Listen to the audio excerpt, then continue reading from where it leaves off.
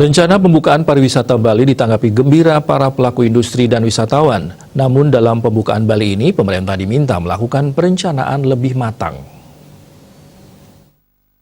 Lembaga Kajian Ekonomi Institute for Development of Economics and Finance (INDEF) menyebutkan rencana pembukaan kembali pariwisata di Bali harus direncanakan dengan sangat matang. Peneliti INDEF Rusli Abdullah dikutip dari kantor berita Antara menyebutkan indikator penurunan jumlah kasus di Bali harus jelas. Wabahnya harus sudah terkendali lebih dahulu.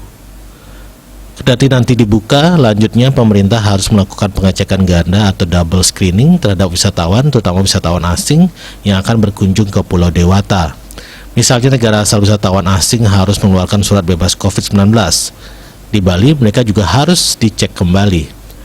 Ia menambahkan protokol kesehatan juga harus tetap ketat dijalankan agar tidak menimbulkan kasus baru. Wisatawan asing cenderung berkumpul di bar atau tempat ramai. Jam malam harus tetap diperlakukan beserta batasan-batasan lain.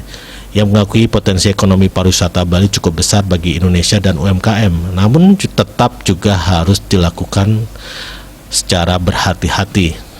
Sebelumnya, Menteri Koordinator Bidang Kemaritiman dan Investasi Luhut Binsar Panjaitan mengungkapkan rencana membuka kembali pariwisata Bali menyusul penurunan jumlah kasus COVID-19 di Pulau Dewata. Luhut menilai kemungkinan pembukaan kegiatan ekonomi termasuk pariwisata akan dilakukan seiring dengan implementasi protokol kesehatan secara ketat. Jumlah kasus COVID-19 di Bali dalam beberapa minggu terakhir ini telah menunjukkan penurunan karena diberlakukan kebijakan pendekatan terukur dengan memperhitungkan dua faktor krusial, yaitu memungkinkan kegiatan ekonomi untuk dilanjutkan dan menegakkan implementasi protokol kesehatan di seluruh Bali termasuk di tingkat desa.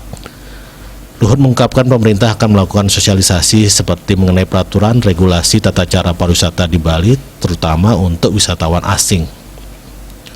Bali Pos melaporkan.